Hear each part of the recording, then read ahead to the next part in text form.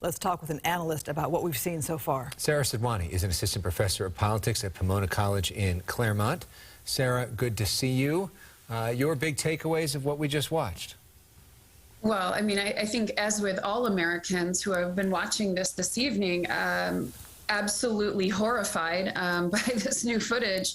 Certainly some of it we've seen in the past, but as you all noted, brings you right back to that day. It's heart-wrenching. It gets right to your gut. Our Capitol was under siege, and that is just a clear fact that we have to remember. You know, going into these hearings, I was really thinking like, well, there's a little bit of a stage show going on here. We're getting ready for the midterms. No, this is about the crumbling of our democracy here in the United States.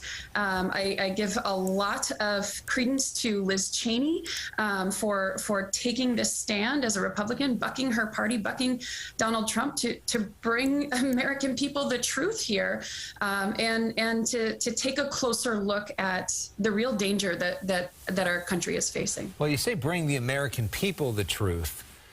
Is there any reason to think that people that are supportive of President Trump, the kind of people that would go to that here, go on January 6th, are sitting at home now and watching this hearing? And if they're not, because you think about the Watergate hearings all those years ago when there were 3 TV channels and there wasn't cell phones where you could be tweeting or looking at Instagram during or putting on a streaming show or doing one of 100 other things, and people watched them. But is this just going to be preaching to the choir?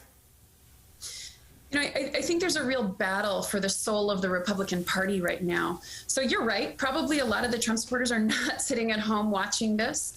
Many of them are actually being prosecuted while we speak, right? We've seen prosecutions of the Proud Boys and of just recently of one of the candidates for the Michigan governorship.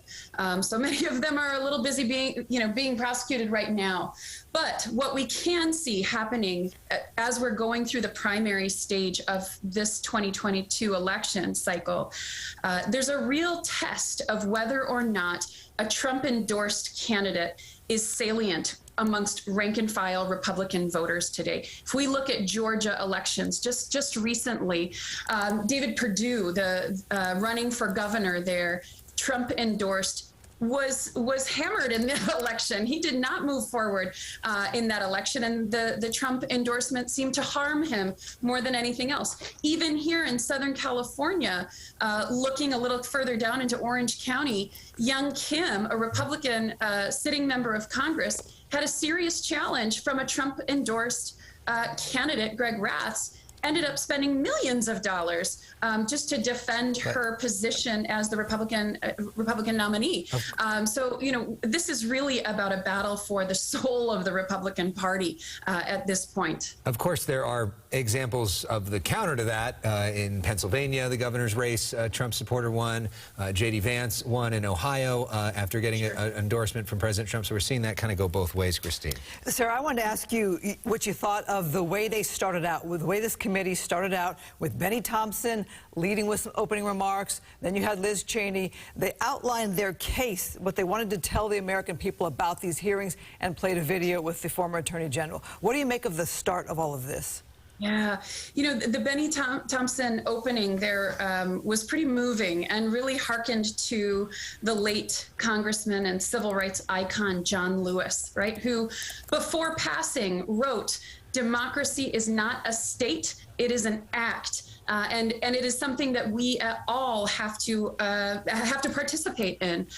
You certainly had a sense of that resonating throughout his opening comments, talking about how he is from a place where slavery is tolerated, where racism is tolerated, and even where this January 6th insurrection is tolerated as well. So I think he was really calling on our better judgment as Americans to try and lift up some of that narrative of this is something we all have to do.